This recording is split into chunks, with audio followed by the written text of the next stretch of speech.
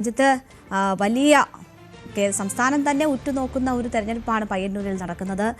അത് പാർട്ടിയിൽ നിന്ന് പിണങ്ങി പുറത്തു വന്ന കുഞ്ഞികൃഷ്ണനും നിലവിലെ സിറ്റിംഗ് MLAയും തമ്മിലുള്ള ഒരു ഏറ്റുമുട്ടലാണ്.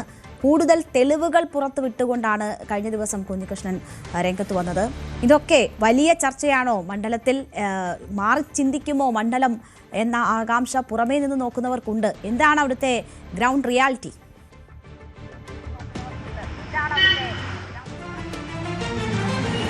എന്തായാലും അസാധാരണമായ ഒരു പോരാട്ടത്തിനാണ് സംശയമില്ല പയ്യന്നൂർ മണ്ഡലം സാക്ഷ്യം വഹിക്കുന്നത്. കാരണം നമുക്കറിയാം, പയ്യന്നൂരിലെ ഏരിയ സെക്രട്ടറി വരെ ആയിരുന്ന, ഇവിടെ പയ്യന്നൂരിലെ വിവിധ മേഖലകളിൽ പാർട്ടി പ്രവർത്തകരുടെ ഏറെ പ്രിയങ്കരനായിരുന്ന വി കുഞ്ഞികൃഷ്ണൻ ഇവിടെ മധുസൂദനെതിരെ പോരാട്ടം നടത്തുമ്പോൾ അതെന്തെങ്കിലുമൊക്കെ പ്രകമ്പനം ഉണ്ടാക്കുമെന്ന പ്രതീക്ഷ കുഞ്ഞികൃഷ്ണനൊപ്പം ഉള്ളവർക്ക് ഉണ്ട് എന്നാണ് മനസ്സിലാക്കേണ്ടത്.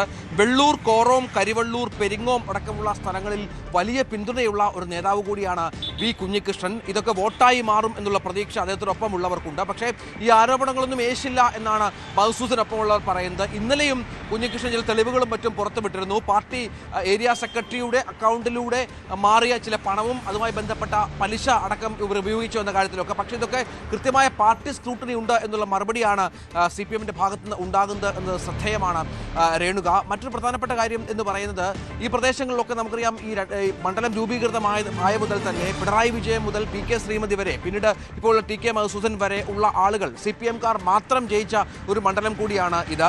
ഇവിടെ ഓരോ തവണയും ഭൂരിപക്ഷം ഉയർത്തുക എന്നുള്ളതാണ് സ്ഥാനാർത്ഥികൾ എപ്പോഴും ശ്രദ്ധ കേന്ദ്രീകരിക്കുന്നത്. നേരത്തെ 50,000-ന് മുകളിൽ വോട്ടുകളുടെ ഭൂരിപക്ഷത്തിനാണ് ഇവിടെ മധുസൂദനൻ ജയിച്ച ഒരു പശ്ചാത്തലം ഒരുങ്ങുന്നത്. പാർട്ടി കോട്ട എന്ന അക്ഷരാർത്ഥത്തിൽ ഇവിടെ പറയാം. പക്ഷേ ഇപ്പോൾ ഉണ്ടായ പ്രശ്നം, കുഞ്ഞികൃഷ്ണനെ പോലെ ഒരുപക്ഷെ പാർട്ടിയെ ബാധിക്കാവുന്ന, പാർട്ടി അണികളെ സ്വാധീനിക്കാവുന്ന രക്തസാക്ഷി ഫണ്ട് പോലെയുള്ള ആരോപണങ്ങൾ ഉയർന്നു വരുമ്പോൾ അതിനെ പ്രതിരോധിക്കുക എന്നുള്ള വലിയൊരു ശ്രമത്തിലാണ് പാർട്ടി ഉള്ളത് എന്ന് ഏറ്റവും ശ്രദ്ധേയമായ ഒരു കാര്യമാണ്.